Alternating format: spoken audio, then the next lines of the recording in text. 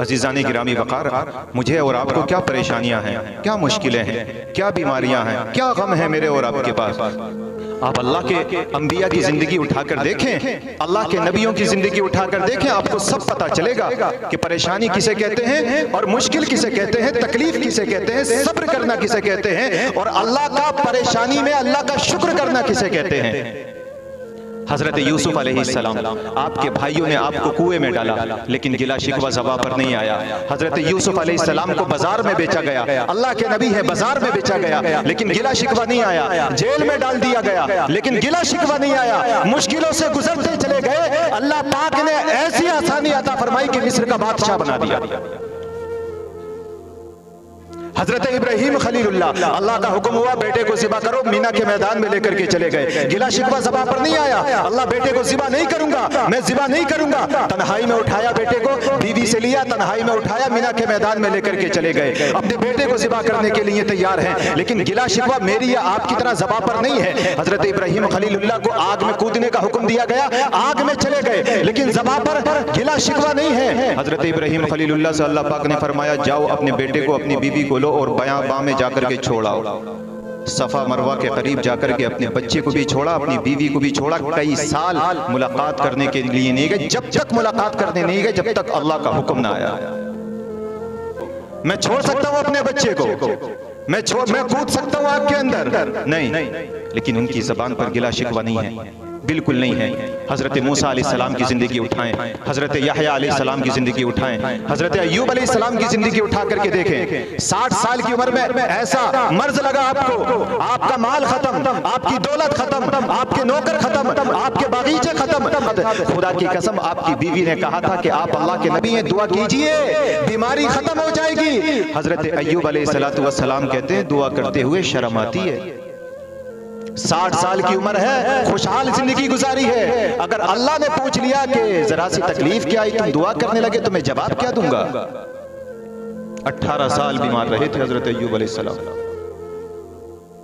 मेरे आका को देखें, मेरे नबी को देखें, मेरे नबी के बारे में बयान किया जाता है, दुनिया के अंदर किसी को इतनी तकलीफें नहीं आई जितनी तकलीफें मेरे नबी ने उठाई हैं।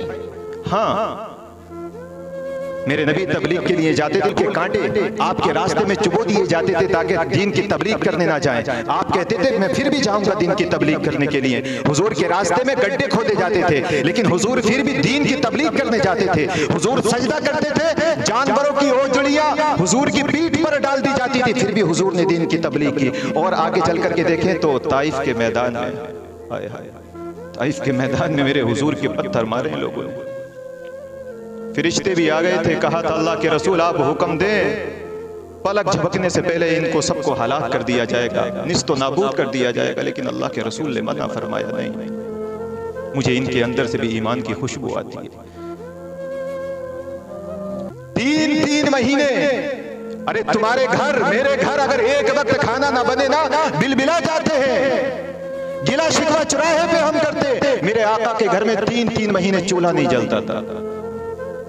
मेरे आका ने इस पेट पर पत्थर बांधे हैं मेरे और आपकी खातिर। मेरे आका की बेटी फातिमा तो ज़हरा के घर में हफ्ता गुजर जाता था लेकिन खाना नहीं बनता था। एक दिन मेरे आका गुजर के जा रहे थे तो हसन हुसैन रो रहे थे। मेरे आका ने फरमाया फातिमा क्या हुआ मेरे बच्चों को। कहा या रसूल अल्लाह अब्बा जान 1 हफ्ता हो गया इन बच्चों ने खाना नहीं खाया। आप गुजार लोगे ऐसी जिंदगी। खुदा का वास्ता आपको परेशानियां अगर आ जाएं तो शिकवा नहीं, गिला नहीं।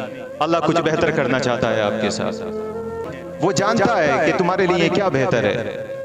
एक बच्चा जब सुबह को स्कूल जाता है ना, माँ मारती भी है उसको, डांटती भी है माँ उसको। रीजन क्या होता है जानते हैं? रीजन ये होता है कि ताकि ये बड़े होकर के कामयाब बन जाए। कितनी मुश्किलें उठानी पड़ती हैं बच्चों के खातिर, मुझे भी और आपको भी। लेकिन बच्चा बचपन में यही समझता है कि ये मुझ पर कितना जुल्म कर रहे हैं, कितनी मुश्किलें ढा रहे हैं मेरे ऊपर, कितनी तकलीफें दे रहे हैं मेरे ऊपर। लेकिन जब वही बच्चा बड़े होकर के हाफिज़ कुरान, आलिम दीन, इंजीनियर, वकील, डॉक्टर बनकर जब उसके सारे रास्ते उसके लिए आसान हो जाते हैं ना, तब उसको पता चलता है वो मुश्किलें उठा करके आज कितनी आसानियां मुझे मिल रही हैं।